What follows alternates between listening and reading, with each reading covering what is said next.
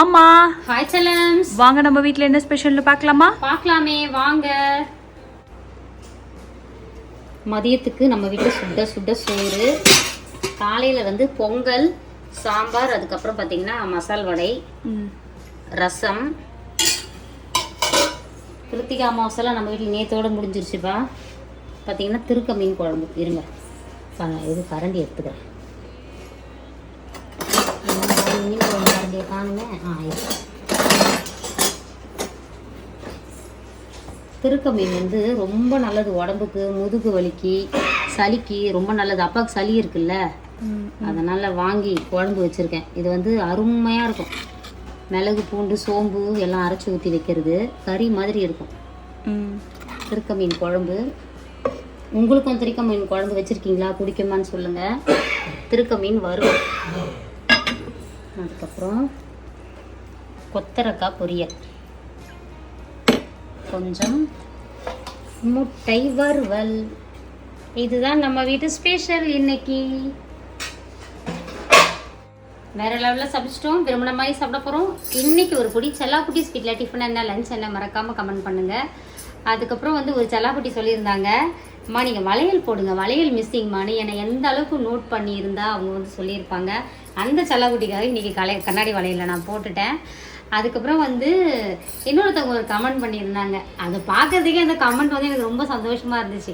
அம்மா நீங்கள் எந்த படத்துலையாவது நடிச்சிருக்கீங்களா அப்படின்னு சொல்லிட்டு, அதுவும் கார்த்திக் படத்தில் ஏதாவது நடிச்சிருக்கீங்களா அப்படின்னு சொல்லிட்டு ஒரு கமெண்ட் பண்ணியிருந்தாங்க.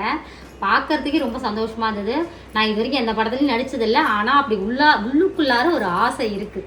எனக்கு வந்து நடிக்கணும் அப்படின்னு சொல்லிட்டு ஒரு ஆசை இருக்குது. எப்படின்னா, நாங்கள் மகளிர் குழு நடத்தியிருக்கேன். நான் கிட்டத்தட்ட ஒரு 10 இயர்ஸுக்கு மேலே மகளிர் குழு நடத்தியிருக்கேன்.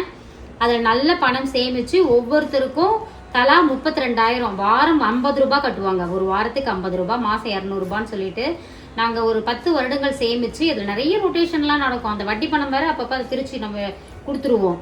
அது இல்லாமல் அதை குழு விட்டு கலைக்கும் போது ஆளுக்கு 32,000 ரூபாய் பிரித்து கொடுத்தேன். நானும் இன்னொரு அக்காவும் சேர்ந்து தலைவியாக நடத்தி தான் ஒரு குழு நடத்தணும். அந்த மாதிரி தான் வந்து எனக்கு அதில் ஒரு டைம் நான் நடிச்சிருந்தேன், இந்த நாடகம் மாதிரி. அப்போ வந்து எல்லாரும் சொன்னாங்க, நல்லா நடிச்சிருக்கீங்க.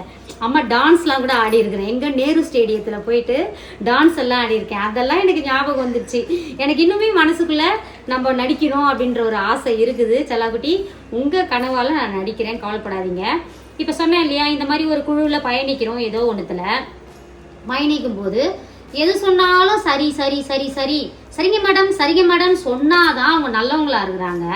நம்ம உள்ளதை ஏதாவது ஒன்று கேட்டுட்டோன்னு வச்சுக்கோங்களேன், உண்மையை ஏதாவது ஒன்று நம்ம கேட்குறோம், அது நியாயமாக இருக்கும். ஆனால் அதில் உள்ள நியாயத்தை புரிஞ்சுக்கிட்டு அதுக்கான பதிலை கரெக்டாக சொல்லாமல் என்ன பண்ணுறாங்கன்னா, நான் உங்களை வந்து இதிலேருந்து தூக்கிட்டேன், நான் உங்களை வந்து இதில் வந்து நீக்கிட்டேன் அப்படின்றது ப்ராப்பரான பதிலாக சொல்லும். உங்களுக்கு இந்த மாதிரி ஏதாவது நடந்திருக்கலாம். மேபி உங்கள் குடும்பத்திலேயே கூட சில, ஒரு குடும்பத்தில் இத்தனை வருஷம் நம்ம இருப்போம், எவ்வளோ உழைச்சிருப்போம். ஆனால் அன்றைக்கி வந்து எல்லாத்துக்கும் சரின்னு போவோம். ஒரு கெட்டது நடந்தால் நம்ம சொல்லுவோம் இல்லையா, இப்படி பண்ணாதீங்க, அப்படி பண்ண உடனே நீ வீட்டை விட்டு வெளியே போ அப்படின்னு சொன்னால் அவங்களுக்கு எவ்வளோ வலிக்கும். இத்தனை வருஷமாக நம்ம கூட இருந்தாங்களே, நம்மளுக்கு இவ்வளோலாம் பண்ணாங்களேன்னு, ஒரு நம்ம முன்னேற்றத்துக்கு இதெல்லாம் செஞ்சாங்களேன்னு அந்த ஒரு நிமிஷம் அதெல்லாம் யோசிக்க மாட்டாங்க. பட்டுன்னு பேசுகிறாங்க. இது பொதுவாக சொல்கிறேன், நான் எல்லாத்துக்குமே நான் சொல்கிறேன், இது எல்லாத்துக்குமே ஒத்துப்பட்டு வரும். ஒரு குடும்பமோ ஒரு அமைப்போ ஏதாவது ஒன்றுத்தில் நம்ம பயணிக்கும் போது அது நிச்சயமாக உங்களுக்குமே நடந்திருக்கும். சரிங்களா? அதுக்கப்புறம் அந்த மாதிரி அனுபவம் எதாக இருந்தால் நிச்சயமாக கமெண்ட்டில் பதிவு பண்ணுங்கள். அதாவது அவங்கவுங்களுக்கும் ஒரு நியாயம் இருக்கும். இப்போ என் தரப்பில் ஒரு நியாயம்னா உங்கள் தரப்பில் ஒரு நியாயம் இருக்கும். இதில் ஆராய்ச்சி அலைஞ்சு பார்த்து ஒரு பொதுவான நியாயத்தை தான் நம்ம சொல்லணுமே தவிர நம்ம இஷ்டத்துக்கு நம்ம பேசக்கூடாதுல்ல. நான் அதுக்காக தான் சொல்கிறதுக்கு வரேன். அதுக்கப்புறம் இன்னைக்கு திருமண நாள், பிறந்த நாள் கொண்டாடும் அனைவருக்கும் எங்கள் மனமார்ந்த நல்வாழ்த்துக்கள். செல்லங்களா, வாழ்க வளத்துடன், எப்போதும் மகிழ்ச்சியா, நிம்மதியா, சந்தோஷமா இருங்க பட்டுக்குட்டீஸ். உங்கள் வீட்டில் என்ன ஸ்பெஷல் மறக்காமல் நீ கமெண்ட் பண்ணணும். சரிங்களா? அப்புறம் இன்னொரு விஷயம் கிளாரிஃபை பண்ணிக்கிறேன். நம்மளுக்கு நேத்திக்கே கிருத்திகை அமாவாசை எங்கள் கேலண்டரில் நேத்திக்கு தான் போட்டிருந்துச்சு.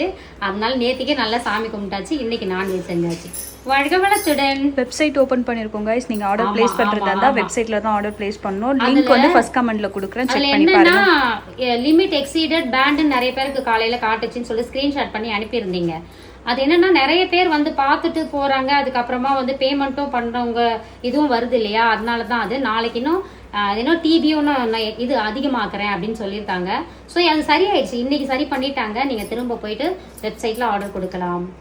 Spread positivity. Love you all. Tata. Bye. Bye வாழ்க வளத்துடன்.